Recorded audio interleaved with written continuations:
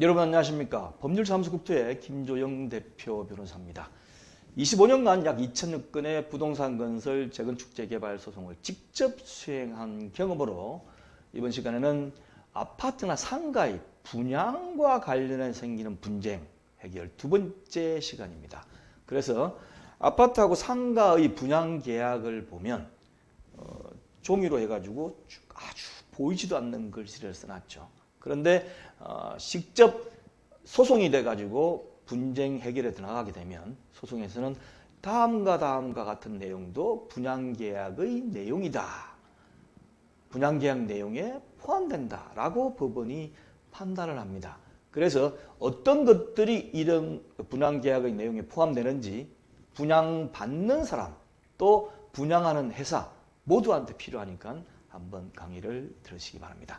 먼저 포함되는 내용에는 입주자 모집 공고 내용 당연히 포함이 돼요. 그래서 분양받는 사람의 입장으로서는 입주자 모집 공고상의 공급 조건과 같은 내용의 계약을 체결하게 될 것이라고 믿게 되는 거죠. 어떤 거냐? 아파트 세대, 100세대짜리 아파트 단지냐, 500세대짜리냐, 2000세대짜리냐 다르죠. 가격도 달라질 수밖에 없습니다. 그 다음에 청수 20층짜리로 짓는 거냐 아니면 50층짜리로 고층으로 짓느냐. 상가 같은 경우는 점포수가 몇 개짜리냐. 그러니까 매머드 규모, 굉장히 큰 규모의 상가 점포냐 아니면 조그마한 규모냐. 2층짜리 상가 점포수냐 아니면 10층짜리 상가냐.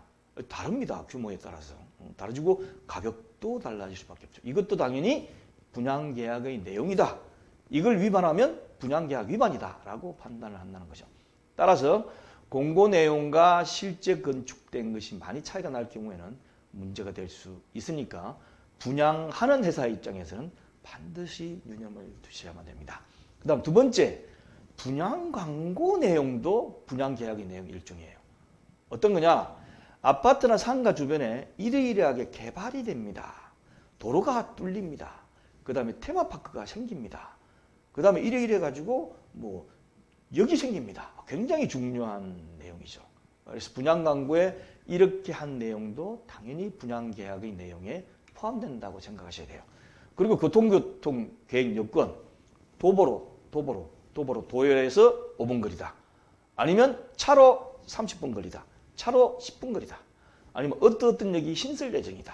이런 것도 굉장히 중요한 분양계약의 내용이 될 수가 있죠. 상가 같은 경우는 상가 건물 지하가 지하철역과 통하여 출입이 가능한지 아닌지. 가능하면 지하철역에 내린 고객들이 바로 역을 통해 가지고 우리 상가 건물로 들어오니까 유동인구가 많아지잖아요. 그리고 굉장히 접근이 편리하니까 상가의 영업이 잘 될 것이다. 이런 게 생각하는 거죠.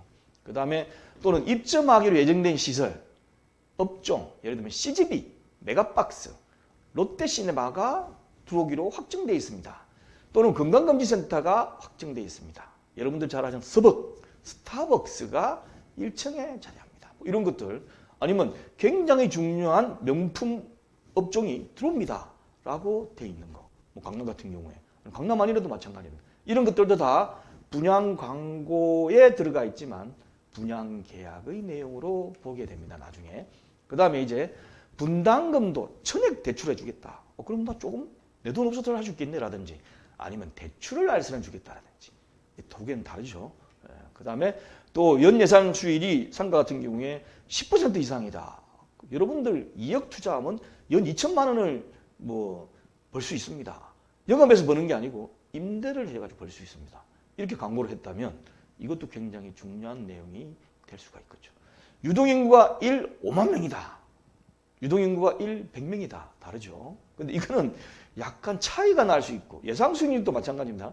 차이가 날 수 있기 때문에 꼭 여기에 미달된다고 해서 분양계약이 위반된 것이라고는 보지 않습니다. 그러니까 여러분들께서 이 정도는 되겠구나라고 감으로 판단을 하셔야 되죠.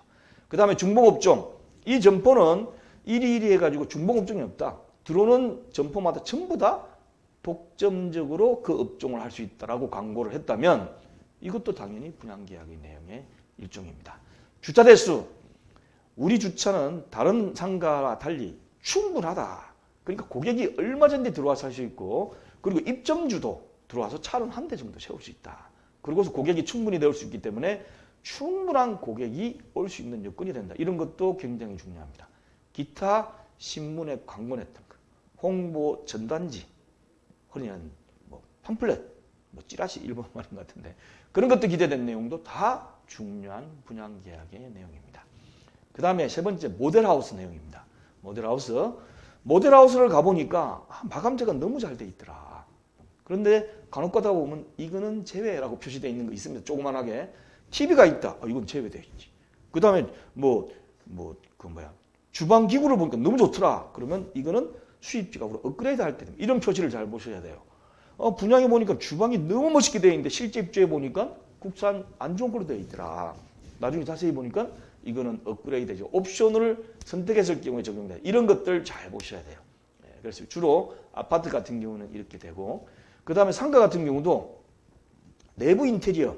그러니까 내가 분양받는 점포 내부는 내가 해야 되겠지만 상가 자체 내에, 상가 건물 자체 내에 인테리어가 되어 있는 게 있습니다. 바닥이라든지 아니면 조명이라든지 이런 것이 너무 잘 돼 있는 걸로 돼 있다가 가보니까 완전히 시골 조명이고 시골 인테리어다. 이 때문에 다르죠. 이것도 당연히 분양계약에 포함될 수 있습니다. 그 다음 모형, 조감도가 그려져 있는 것도 있지만 모형이 이렇게 나와 있는 경우가 있어요. 소규모로 이렇게 축소해가지고 이런 것도 내용에 따라서 계약의 내용이 될 수 있습니다. 그래서 모형이나 조감도 같은 데 보면 에스컬레이터가 내가 분양을 받으려고 하는 그 점포 바로 옆에 위치해 있다든지 아니면 계단이 이렇게 뚫려가지고 내가 분양받는 게 바로 접근이 된다든지 주차시설의 규모, 종류, 그 다음에 우리 주차 같은 경우는 이중으로 라인을 꺼가지고 충분히 여유 있게 충분히 두었다든지 이런 백화점 내외 같이처럼 이렇게 되어 있는 것도 다 분양계약의 내용이 될 수 있으니까 분양하는 분양회사 분들도 또는 분양받는 수분양자 분들도 유익 있게 가지고 자료를 남겨 놓으셔야 됩니다. 자, 이 강의는 R119 시효증 KR에 들어오시면 부동산 일반적 키프로 부동산 분쟁 지식이 매매 분양에 넣어놓도록 하겠습니다. 차근차근 분양 분쟁에 관해서 넣어놓도록 하겠습니다. 감사합니다.